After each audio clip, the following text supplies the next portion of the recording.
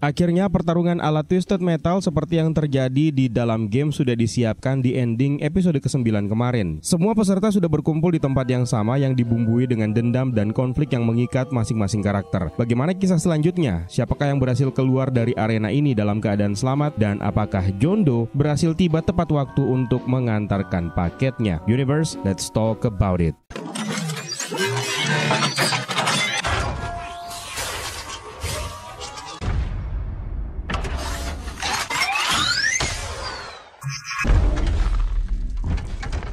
Twisted Metal adalah sebuah series yang diadaptasi dari game dengan judul yang sama dan ini disajikan secara live action. Merupakan video pembahasan terakhir untuk series Twisted Metal season pertama. Semoga saja akan ada season keduanya. Dan seperti biasa sebelum kita mulai kita harus kasih spoiler warning terlebih dahulu untuk kalian yang belum pernah menonton series ini sama sekali.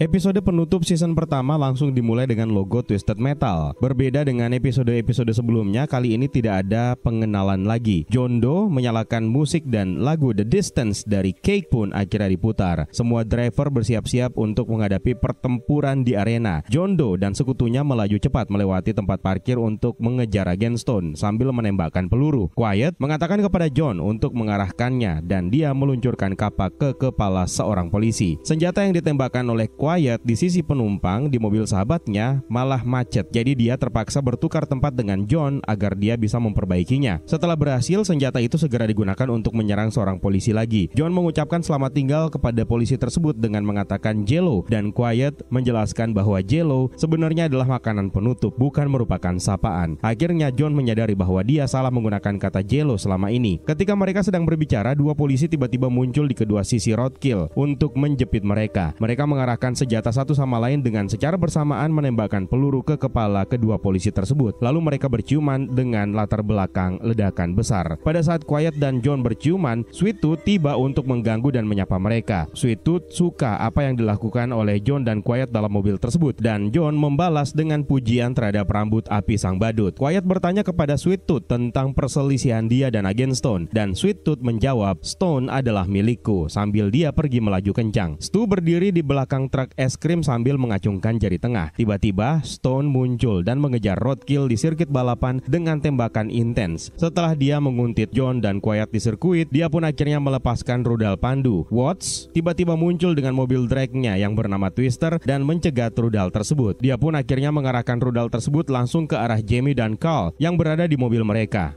Flower Power berkomunikasi lewat radio dari Juggernaut ketika dia berada di samping roadkill. Watts memerintahkan Amber untuk membantu agar John dan Quiet bisa kabur. Dalam video game, Juggernaut ini memang dikenal susah untuk dihancurkan. Para pasukan agen Stone lalu melepaskan tembakan menembus kaca depan truk tersebut hingga mengenai leher Amber. Sweet Tooth lalu tiba untuk menarik perhatian Stone. Sweet Tooth melepaskan serentetan rudal yang berhasil dihindari oleh Stone dan mengenai Juggernaut. Watts melihat Juggernaut terbakar, berteriak, berbalik dan kemudian kembali ke arah Amber. Stu hampir terjatuh dari truk tersebut. Beruntung Mike berhasil menangkapnya. Lalu Stu mempertanyakan tentang serangan Sweet Tooth kepada Juggernaut. Padahal mereka berada di pihak yang sama. Namun si badut gila ini tertawa dengan lantang mengatakan tidak ada yang namanya teman di sini. Mike pun mencoba menembak Sweet Tooth dari belakang. Namun si badut menangkapnya sambil memerintahkan Stu untuk membunuh Mike. Namun Stu ternyata memutuskan untuk menembak Sweet Tooth. Mereka berdua pun akhirnya terguling keluar dari belakang truk. Stone lalu mengejar Sweet Tooth dan kemudian mulai melepaskan tembakan. Sweet Tooth pun memerintahkan Harold untuk mengemudikan truk. Sweet Tooth lalu meluncur ke atas kaca depan mobil agen Stone dan mulai memecahkan kaca tersebut. Stone mulai bosan dan akhirnya menembaki si badut melalui kaca depan sehingga Sweet Tooth terpental ke jalan. Ketika Sweet Tooth mencoba berdiri, dia tiba-tiba tertabrak oleh Stu dan Mike. Ketika mereka berdua menjauh, kita melihat Harold akhirnya mendarat di belakang topeng Sweet Tooth. Agen Stone kemudian menemukan John dan Quiet sekali lagi, lalu kemudian menembaki mereka dari belakang. Quiet mengatakan bahwa dia sudah lelah berlari dan kemudian berputar menghadap langsung ke arah Stone. Tepat sebelum kontak terjadi, Quiet menarik tuas yang meletakkan sebuah landasan di bagian depan roadkill. Agen Stone menghantam landasan tersebut dengan kecepatan penuh dan akhirnya melayang di atas roadkill. Quiet terbangun dan melihat John yang tidak sadarkan diri, namun Stone segera datang menariknya keluar dari mobil. Stone menjatuhkan Quiet dan menodongkan senjatanya sambil berceramah tentang menjaga keamanan orang-orang. Dia mengatakan bahwa sebenarnya semua orang itu hanya ingin diatur. Quiet lalu mengatakan kepada Stone bahwa Stone hanya seorang pria yang menyedihkan dan kesepian. Ketika ditanya tentang kata-kata terakhirnya, Quiet kemudian berkata, "Knock knock," dan kemudian John melemparkan sebilah kapak yang tepat mengenai wajah Stone. Ketika Stone berlutut sambil kesakitan, Quiet meninggalkan pistolnya dan memberikan Stone pilihan yang sama seperti yang pernah Stone berikan kepada dirinya dan kakaknya. Stone lalu mengarahkan pistol tersebut ke kepalanya, sementara Quiet dan John mendengarkan suara tembakan ketika mereka menjauh menggunakan roadkill. John dan Quiet pun akhirnya bergandengan tangan dan tersenyum satu sama lain. Jam tangan John kemudian berdering dan dia segera melaju menuju ke New San Francisco. Watts sendiri berhenti di dekat Juggernaut yang sudah hancur dan terbakar. Amber ternyata selamat dan menyambut Watts, tapi sayangnya rekan mereka tergeletak tidak bernyawa di dekatnya. Ternyata rekan mereka itu mengorbankan nyawanya untuk menyelamatkan Amber, dan Watts bersumpah akan membalas. Ketika John dan Quiet tiba di depan gerbang New San Francisco, petugas penjaga baru menghalangi mereka. John lalu meyakinkan bahwa Raven tidak akan senang kalau paket pentingnya terlambat untuk diterima. Petugas tersebut lalu mengirimkan pesan bahwa sang pengantar susu alias Milkman sudah tiba. Raven pun datang dengan sekelompok bodyguard dan mengambil paket dari Quiet. Raven menyambut John untuk masuk ke New San Francisco. Namun ketika John dan Quiet mencoba masuk bersama, Raven mengatakan bahwa Quiet tidak termasuk dalam kesepakatan. John bersikeras bahwa jika Quiet tidak bisa masuk, maka dia juga tidak akan masuk. Quiet mengeluarkan senjata atau pistolnya kemudian menembak John dan mengatakan kepada para petugas untuk memberinya perawatan medis. Ketika para petugas menariknya masuk ke dalam gerbang, Quiet pun mengucapkan selamat tinggal untuk John. Ketika Quiet akan pergi, petugas penjaga melemparkan sebuah tas persediaan dan mengatakan bahwa tas tersebut harus diantar ke San Diego, dan karena John sudah pensiun menjadi milkman, maka mereka membutuhkan milkman yang baru. Quiet lalu melemparkan tas tersebut hingga menjadi rebutan orang-orang susah di luar gerbang New San Francisco. Seorang petugas penjaga mendekati Raven dan memberitahunya bahwa kondisi milkman sudah stabil. Lalu dia bertanya kenapa Quiet tidak bisa masuk, dan Raven mengatakan bahwa Quiet hanya akan membuat segalanya menjadi rumit. Raven kemudian tertawa ketika dia membuka paket yang hampir membuat John mati. Ternyata paket yang sangat penting itu hanyalah sebuah es krim bermerek Rocky Road. Dia kemudian mengambil gigitan es krim dan mengatakan rasanya oke, tapi sebenarnya dia memesan pistachio. Dia kemudian menjelaskan bahwa ini semua hanyalah ujian untuk John, dan Calypso memenuhi janjinya. Setidaknya sampai saat ini, mereka akan membuat John terbiasa dengan kehidupan barunya dan kemudian mempersiapkan John untuk pekerjaan barunya nanti. Kita pun akhirnya melihat John dengan aktivitasnya sebulan kemudian pada saat dia terbangun di kasurnya yang nyaman, menyiapkan sarapannya sendiri, sampai dengan lucu dia mencoba belajar untuk mengendarai sepeda, yang berakhir dengan dia stres dan kemudian melemparkan sepeda tersebut ke dalam dumpster. Semua orang di kota ini dengan senang hati menyapa John dengan namanya pada saat dia berjalan di sepanjang jalan New San Francisco, dan dia berulang kali melakukan aktivitas yang sama di setiap harinya. Kemudian John duduk di bar dengan sekelompok orang yang tertawa di sekelilingnya. Pria di sebelahnya dengan cara yang agak mencurigakan bertanya ada berapa banyak orang yang telah dibunuh oleh John, tapi dia mengabaikan pertanyaan tersebut dengan mengatakan dia tidak pernah menghitung. Pria yang mencurigakan ini lalu meminta John untuk menceritakan tentang badut. Lalu kemudian semua orang di ruangan tersebut tertawa, sementara Raven tersenyum melihat pemandangan tersebut. John kemudian bertemu dan berkenalan dengan seorang wanita yang bernama Diane untuk melakukan kencan buta, dan dia akhirnya mengetahui bahwa Diane ini adalah penjaga yang sempat merepotkannya di gerbang. Seorang pengantar pizza kemudian membuat John terkesan. Ketika dia menyicipi pizza untuk pertama kalinya, tiba-tiba Quiet terlintas dalam pikirannya John. Dia jelas kesal bahwa Quiet tidak ada di sana untuk merasakan hal tersebut. Kemudian dia terduduk di tempat tidur mobilnya sambil tenggelam dalam pemikirannya. Sementara itu di jalan, Quiet menyergap seorang pengantar susu atau milkman dan mengambil setengah dari persediaan yang dia antar. Quiet kemudian mengatakan kepada pengantar tersebut bahwa orang dalam telah mengendalikan segalanya terlalu lama dan seseorang perlu untuk berbagi. Kemudian dia membawa rampasan tersebut dan memberikannya kepada sekelompok tunawisma. Raven kemudian duduk di bar dan berbicara kepada semua orang dari kota. Raven kemudian bertanya bagaimana dengan penyesuaiannya John di kota tersebut, dan salah seorang pria yang mencurigakan tadi akhirnya mengatakan bahwa mereka akan menjadi teman yang baik bahkan ketika mereka pun tidak dipaksa. Seorang wanita kemudian memberitahu Raven bahwa hubungan antara John dan Diane berjalan baik-baik saja dan dia akan melakukan kencan buta yang kedua. Raven kemudian mengatakan kepada semua orang bahwa mereka harus memastikan John berbahagia tinggal di kota tersebut sambil menjahit sebuah boneka voodoo. Kerumunan tersebut akhirnya bubar dan kembali ke tempat masing-masing ketika John mendekati mendekati bar. Mereka menyambutnya dengan antusias, namun John langsung mengumumkan kepada semua orang di ruangan tersebut bahwa dia akan pergi. Raven mencoba untuk membujuk John agar dia tidak pergi mencari Quiet, dan Raven pun meminta agar John mau mampir sebentar di sebuah rumah sebelum Raven sendiri yang akan membawa John ke gerbang. Sementara itu Quiet frustasi memperbaiki roadkill yang rusak di pinggir jalan. Dia mencoba berbagai macam hal hingga dia menemukan dan menghubungkan koneksi yang longgar di mobil tersebut. John kemudian muncul dalam pikirannya dan mengatakan untuk mencoba bagian yang berbeda sampai akhirnya koneksinya pas. Quiet senang bukan main ketika roadkill akhirnya berhasil dia perbaiki dan hidup kembali. Raven akhirnya membawa John ke depan sebuah rumah besar yang indah dan mengatakan bahwa rumah itu sebenarnya adalah rumah masa kecilnya John. Dia memintanya untuk memeriksa kotak pos dan John menemukan banyak foto dirinya dan keluarganya di situ. Raven mengatakan bahwa jika John tinggal, dia akan mendapatkan jawaban untuk semua pertanyaannya selama ini. Dia mulai mengalami flashback kenangan dalam foto, termasuk adik perempuannya yang membuka CD Cypress Hill pada saat Natal. Kenangan terakhirnya adalah ayahnya yang mengajarinya mengemudi. Lalu kemudian terdengar suara tembakan dari kejauhan dan ayahnya John kemudian mengambil senjata, melompat keluar dari mobil dan memerintahkan John untuk segera mengemudi. Kenangan berikutnya adalah John terbangun dari kecelakaan dengan lukanya di kepala. John mengatakan bahwa ini bukan lagi dirinya dan rumahnya sebenarnya ada di luar sana bersama dengan Quiet. Raven tidak senang dengan keputusan John tersebut, lalu memerintahkan pasukan penjaga untuk menahannya. Raven menjelaskan bahwa akan ada sebuah turnamen yang merupakan turnamen edisi pertama. Kita kemudian melihat punggung seseorang berambut panjang dengan rambut hitam yang membuat papan turnamen. Mereka perlahan-lahan menempatkan gambar semua driver yang sudah kita lihat sejauh ini. Bahkan ada flashback Axel dan Mr. Grimm yang belum pernah kita lihat sama sekali di season 1 ini. Satu-satunya aturan turnamen ini adalah bisa bertahan hidup, dan Calypso akan memberikan satu permintaan kepada yang berhasil memenangkan turnamen, dan permintaan itu apa saja. Raven ingin John memenangkan turnamen tersebut untuk dirinya, lalu mengubah semua lawannya menjadi tumpukan besi yang terbakar. Kita pindah lagi ke Quiet yang melihat beberapa halaman dari buku Granny Sutranya. Ketika Quiet membuka peta yang digambar dengan tangan berlabel Rute Milkman, dia pun melintasi strip kemudian berhenti. Ketika dia melihat ke atas, dia ternyata dikelilingi oleh wanita-wanita bersenjata berat dan memakai topeng boneka retak. Wanita yang memakai topeng berdiri di depan Quiet dan mengatakan bahwa mereka perlu membicarakan saudaranya, yaitu John. Dalam adegan after credit, Mike dan Stu terlihat sedang memanggang sosis di pantai Shangri-La. Mereka duduk dengan boneka silikon. Stu menamai gadisnya dengan nama Strawberry dan dia bertemu dengannya di sebuah klub strip. Sementara gadisnya Mike bernama Cleopatra dan dia ahli dalam memasak masakan Prancis. Ketika mereka membahas untuk pergi berenang, Sweet Tooth akhirnya muncul. Dia mengambil golok dan menyerang Mike, lalu menyeret Stu ke dalam semak-semak.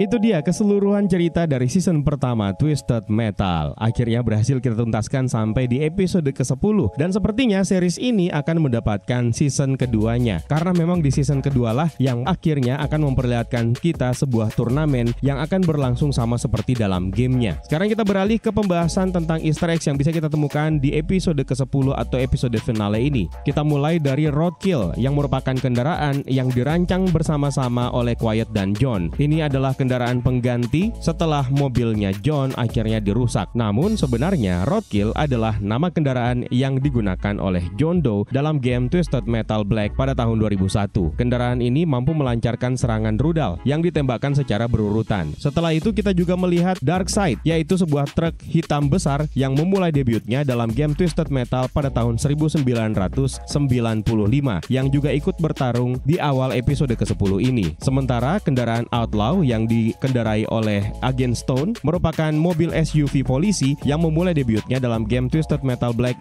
Mobil ini memiliki menara senjata di atapnya yang juga merupakan senjata khusus yang mampu melancarkan serangan dalam permainan. Dalam game Twisted Metal Black tahun 2001, kepalanya Sweet Tooth menyala-nyala disebabkan karena kutukan supernatural yang diberikan oleh Preacher kepada dirinya selama eksekusinya. Tapi dalam series ini, hal tersebut dirubah. Api yang menyala di kepala Sweet Tooth adalah api buatannya sendiri. Sweet Tooth menyemprotkan cairan korek api di kepalanya dan kemudian memerintahkan Stu untuk membakarnya. Hanya saja yang menjadi pertanyaan bagaimana bisa Sweet Tooth bertahan dari panasnya api tersebut. Ada beberapa easter eggs yang muncul ketika karakter tambahan akhirnya diperkenalkan. Kalau Twisted Metal mendapatkan lampu hijau untuk season keduanya nanti, sepertinya kita akan melihat turnamen mobil besar-besaran yang diselenggarakan oleh Calypso. Calypso sendiri memang di sepanjang season pertama ini sering disebutkan namanya, meskipun belum sempat sempat diperlihatkan wajahnya secara keseluruhan. Dia hanya diperlihatkan melalui tampak belakang di episode ke-10 ini. Dan sementara itu kita juga bisa melihat foto Axel yang memulai debutnya dalam game Twisted Metal 2 pada tahun 1996. Dalam game Twisted Metal Black tahun 2001, Axel mengikuti turnamen untuk membalas kematian istrinya di tangan Sweet Tooth. Lalu yang berikutnya kita juga melihat foto Mr. Grimm yang merupakan driver sepeda motor dengan handling yang sempurna namun armornya kelihatan sangat buruk, yang memulai debutnya di game Twisted Metal tahun 1995.